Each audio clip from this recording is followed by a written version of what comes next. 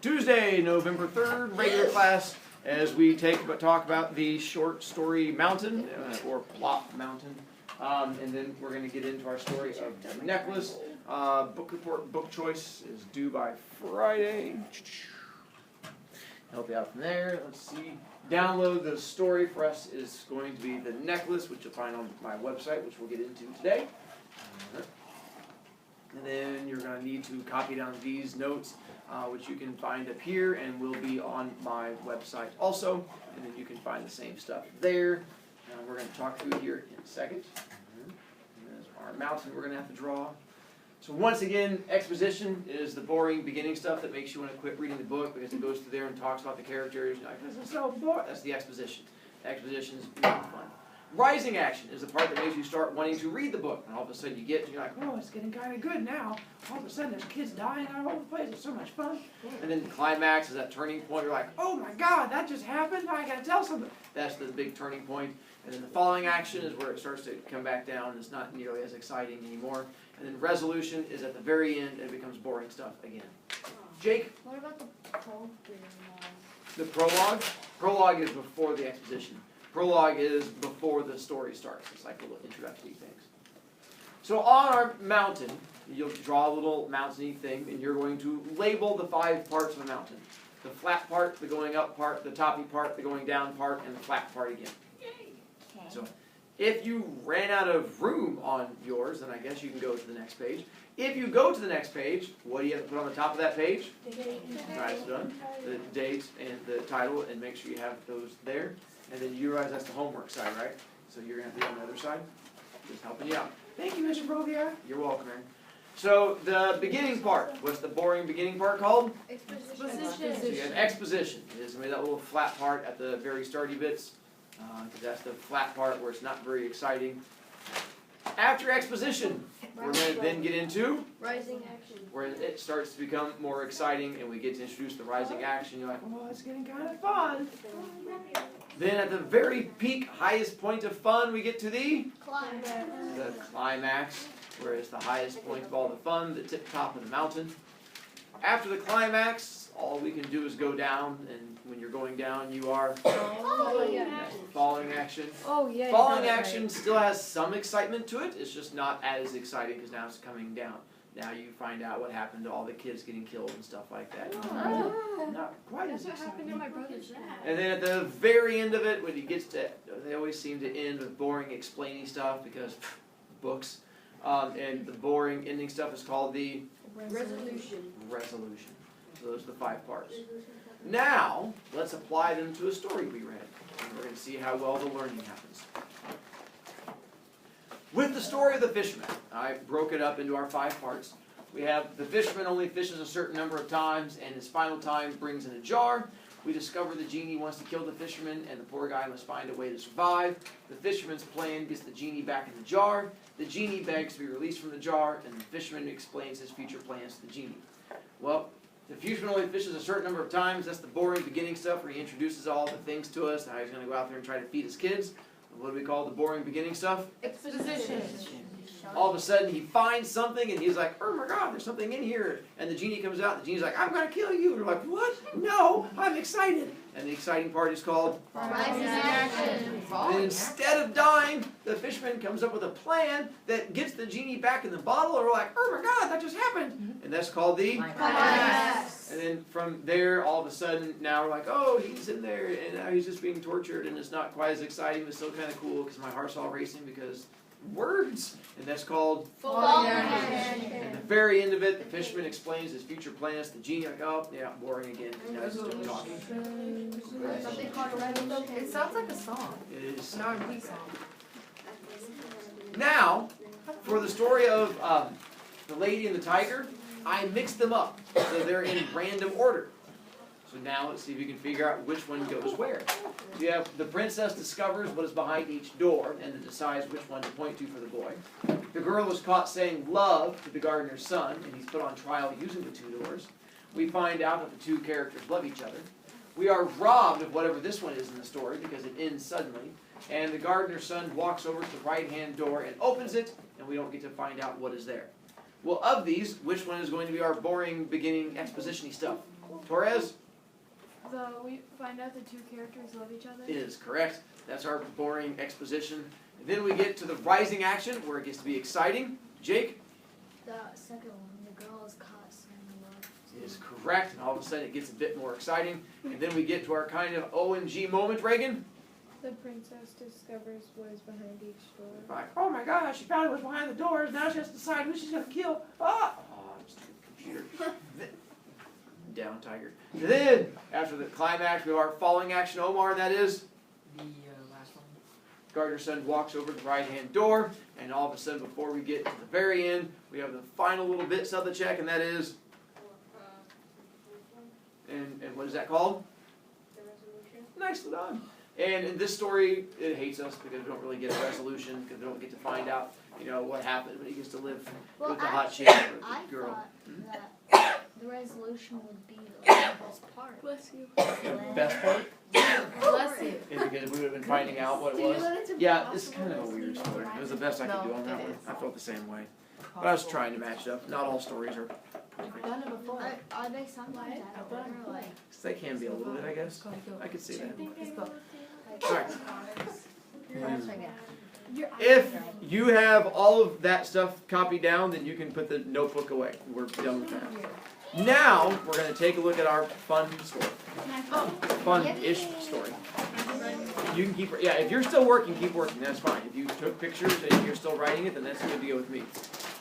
With the necklace, a couple things with it. It is one of our longer stories, that we've done so far. We will get to longer stories than this.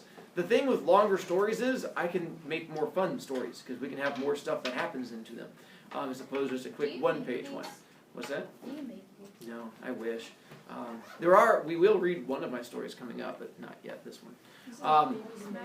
This one, exposition, is the boring beginning stuff. This story has boring beginning stuff that I'm going to go through and read. But there's a reason for the boring beginning stuff. It is to introduce a character to you. That's going to be the main character in the story, and you need to figure out what kind of person she is. Is she a good person or a bad person? Is she friendly? Is she mean? And so it takes like this whole first column to go through and explain to you what kind of person she is. So as I go through and read it, my one question to you is, figure out, do you like her or do you not like her? Do you think she's a person that you think is a good person, or is she a bad person? So we'll see if that helps you out a wee bit. All right.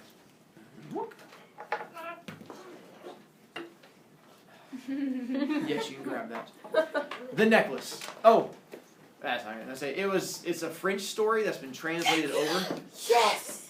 Right. So there might be some parts that be a wee bit confusing because of that, but for the most part it should make sense. Matilda Loisel was one of those beautiful and charming girls, born into a family of poor and ugly people. She had no chance of getting marriage proposals from a wealthy and attractive man, no expectations, no means of becoming popular, understood, or loved, and she let herself get married off to a little office worker in the government office of education. Her tastes were simple because she'd never been able to afford anything else. But she was as unhappy as though she'd married someone beneath her. For women have no taste or class, their beauty, grace, and charm serving them for birth or family. Their beauty and sense of humor are their only chance of ever being popular, and it put this slum girl on a level with the highest lady in the land. Matilda suffered endlessly, feeling herself born for every rich toy and luxury. She suffered from the poorness of her house, from its bare walls, worn chairs, and ugly curtains. All of these things, of which other women of her social class would not even have been aware, tormented and insulted her. The sight of the little servant girl who came to do the work in her little house aroused heartbroken regrets and hopeless dreams in her mind. She imagined silent dining rooms, radiant with ancient paintings, lit by bright lamps in gleaming bronze sockets. She imagined huge entertainment rooms hung with magnificent artifacts, wondrous pieces of furniture supporting priceless ornaments, and small, charming, perfumed rooms created just for little parties of close friends, men who were famous and sought after, whose very fame aroused every other woman's envious thoughts. When she sat down for dinner at the round table, covered with a dirty tablecloth, opposite her husband, she took the cover off the soup bowl and exclaimed sarcastically, "Aha! Cheap chicken broth! What could be better?" She imagined delicate meals, gleaming silverware, glorious paintings covering the walls with folk of a past age, strange birds and fairy forests. She imagined delicate food served in marvelous dishes, murmured pleasant conversations, listened to with a careful smile as one fiddled with the rosy flesh of trout or wings of asparagus chicken. She had no fancy clothes, no expensive jewels, nothing, and these were the only things she loved. She felt that she was made for them. She had longed so eagerly to charm, to be desired, to be wildly attractive and sought after. She had a rich friend, an old school friend, whom she refused to visit because she was so incredibly unhappy when she returned home. She would weep for entire days with grief, regret, despair, and misery. Jake, did you have a question? Does it go like this and then back up? Or Yeah. like down? No, down, and it goes back up to the next page. Till the end of class. So far, our main character, Matilda Loisel. What can you tell me about Matilda? Good person, bad person, friendly person, mean person? What do we know? Dakota? Poor. Poor. Works for me. She definitely is a wee bit poor. Ainsley? I apologize. I think she's kind of greedy Why? because she's saying that she wants this, she wants this, she wants this. I mean, I get it because she's like poor, but then she says that she like doesn't go and visit her friend because she's like pretty much saying that she's jealous of her. I can dig that. Isabel? She said she was ugly. No, she said she's attractive, but she was born to a family of ugly people. Oh, And so she was the only attractive one in a bunch of uggos. Yes. I don't like her. I think she's. Why? I think she's kind of self-centered because what she said about like she thinks that her family's ugly and she's like attractive. But Maybe then that might also- just be fact. She might be also- attractive. They might be ugly. No, but then also, like what Ansley says, she's kind of like greedy Okay. because she wants a lot and she wouldn't go over her. Who friend's doesn't want house a lot Because Non-greedy people. All right. So you don't like her. no. You don't like Okay. things? Tommy? It depends. I don't like her because she seems greedy. And also, quote from Kay, you cannot call a girl ugly. You can. Well- I mean, But it's you'll- rude. You might get punched in the face. That is true. And thrown in Now, a given dish. she never calls any girls ugly, for all we know, her whole family's boys. It might just be like, a dad and brothers, and she's like, oh, they're like goblins. What But about who mom? knows? But yeah, she definitely says that she says that basically she's a hottie, and that hot people should have stuff because you're right as a hot person, that you should not have to deal with poor people stuff. By a show of hands, because she's going to be making choices here coming up that'll point you in one direction or the other, whether you think she's a good person or a bad person. Just in general, what you know about her so far. Maybe you guys say she's a good person. Maybe you guys say she's a bad person. All right, just curious. It's fine. I was just curious with your overall impression. Gus? Oh, you're still voting. Okay, I was just checking to make sure. was This pretty area right there. Okay. Now, something's going to happen that'll help start pointing you in one direction or the other. Her husband's going to come home with a gift for her, and it's sort of how she reacts to the gift. Oh yeah, she has a husband. She does have a husband. Yeah, she got married I know to that. some ugly guy. And Like poor. what? He's poor and ugly Like, because she was poor and she didn't think she could do any better, so she married him. Love or something. See, that's a good person thing. Yeah, she married. Hot chick married ugly guy. She's a nice person, And he's not rich. and he's not rich. It's like a gift, See? winning the lottery. yeah. One evening, her husband came home with an excited air, holding a large envelope in his hand. "Here's something for you." Swiftly, she tore the paper and drew out a printed card on which were these words: The Minister of Education and Mrs. Rampone request the pleasure of the company of Mr. and Mrs. Loisel at the ministry on the evening of Monday, January the 18th.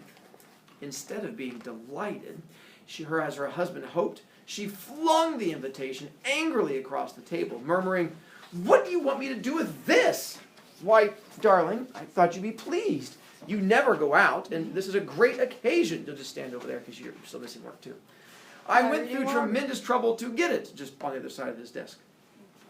"Everyone wants one. It's very rare, and very few go to the clerks. You'll see all the really important people there." She looked at him out of furious eyes and said impatiently, "And what do you suppose I'm to wear at such an affair?" He had not thought about it, he stammered. "Why, the dress you go to the theater in. It looks very nice to me." He stopped, stupefied and utterly at a loss when he saw that his wife was beginning to cry. 2 large tears ran slowly down from the corners of her eyes towards the corners of her mouth. "What's the matter with you?" he faltered. "You do realize I'm going to charge you points. I have to keep poking you, and you have no points, so step back." "Thank you." "What's the matter with you?" he faltered. But with a violent effort, she overcame her grief and replied in a calm voice on my desk, wiping her wet cheeks, "Nothing. Only I haven't a dress, and so I can't go to this party. Give your invitation to some friend of yours whose wife will be turned out better than I shall." And there we'll stop. Is that my reading log? Yeah. Then you can go ahead and take the seat back there behind yours. That's fine. Oh, we can't stop Bless. there. I'm not done. We're just pausing for a moment. So, husband comes home with a present. And what present does he come home with? An invitation. To? To be The White House. the White House. Close. Basically like the... Is this present day or? No. But it takes place, you can't really tell in there, but it takes place a while ago. But an invitation to a party, like sort of like the White House. It's like the minister, like A the... gala. Do they have Yeah. cars? Yes, we'll talk about here coming up. It's like a gala. Like a gala. And so, and how does she react to this? Like, it's full of all these rich, fancy people, and he's like, "I got you an invitation for rich, fancy people." How does she react, Morse? She starts screaming and being nasty. And why did, and for a good reason though, why does she scream and get nasty with her good reason, Isabella? Because she doesn't want to go because she doesn't have anything to wear. Yeah, she's like, "I have no good clothing to wear." There we go. Jeffrey, this is the story we downloaded, so you can catch there. I guess. And so the fact she's like, "I have nothing to wear. How dare you make me go to this party, you horrible man!" And so she starts yelling at him, getting all upset. La? I don't like her. This makes me like her less. Yeah. Because, no, like, it does. Okay. I'm really mad at her. Whoa. Like, if she was a real person. Oh, okay. Anyway. Yes. What if it It's was because it's not. I would go to that It's because, like, if my husband came home, I'd be so happy for him because he could get a promotion, get more money and stuff like that. But no, she's like, well, what am I supposed to do with this? I don't have a dress to wear. And just wear your theater dress. And then she, I know. She's like, exactly. no. And then she acts like a child about it. Awful. Grow up. Oh. You have a husband. I'm Grow gonna laugh up. when you're in that situation. I I'm just know. gonna laugh. I'm gonna get hated by this, but if she was smart, she could have went there and got a better husband. Frightening thought. Now it's all right because husband has a way to solve this. He's going to try and help out. Throw down. He was heartbroken. "Look here, Matilda," he persisted. "What would be the cost of a suitable dress, which you could use on other occasions as well? Something very simple." She thought for several seconds, reckoning up prices and also wondering for how large a sum she could ask for without bringing upon herself an immediate refusal and an exclamation of horror from the careful-minded clerk. At last, she replied with some hesitation, "I don't know exactly, but I think I could do it on $400? He grew slightly pale, for this was exactly the amount he'd been saving for a new gun, intending to do a little hunting next summer in the neighboring woods with some friends who went deer hunting there on Sundays. Nevertheless, he said, "Very well, I'll give you $400, but try and get a really nice dress with the money." So, how much money does she want? $400. And him being the loving husband, he agrees to do it because he already saved this money for what? I'm gonna cry if she leaves him. And apparently, many of you are thinking he should have bought the gun instead. Yeah. But that would be a different story. You're gonna go crazy. Isabel? That's another reason to hate her, though. Because she made him sell his gun money? Yeah. But she's gonna look pretty. But the thing And- is, You could buy a dress for like $30 and she's spending But $400. you don't understand, she's hot. Hot people get what they want. We just No. have to accept You that. can get the really nice Hey, dress. she has the dress now, so everything's gonna be okay. No, she hasn't bought it yet. Oh, let's find out. You say that you're not hot because you feel different. The day of the party drew near, and Mrs. Loisel seemed sad, uneasy, and anxious. Her dress was ready, however. One evening, her husband said to her, "What's the matter with you? You've been very odd the last 3 days. I'm utterly miserable in not having any jewels. Not a single stone to wear. I shall look like absolutely no one. I'd almost rather not go to the party." Wear flowers, he said. They're very attractive at this time of year. For $10, you could get 2 or 3 gorgeous roses. She was not convinced. No, there's nothing so humiliating as looking poor in the middle of a lot of rich women. "How stupid you are!" exclaimed her husband. "Go and see Mrs. Forestier. Ask her to lend you some jewels. You know her quite well enough for that." She uttered a cry of delight. "That's true! I never thought of it." She's grumpy again, but for good reason. no, it's not. And- It's not. Why is she grumpy this time? Because she doesn't have jewelry. One jewel. Well, I mean, What is wrong with her? I have a question. Does she you have want a to job? be attractive, Never give me $400. and you want to She made like show off. a rose bracelet and like that. Oh, does she have a job? No. Her, Oh my god. She has a job. Her job is to look pretty. No. How dare she? She is obnoxious. Hi, Ruda.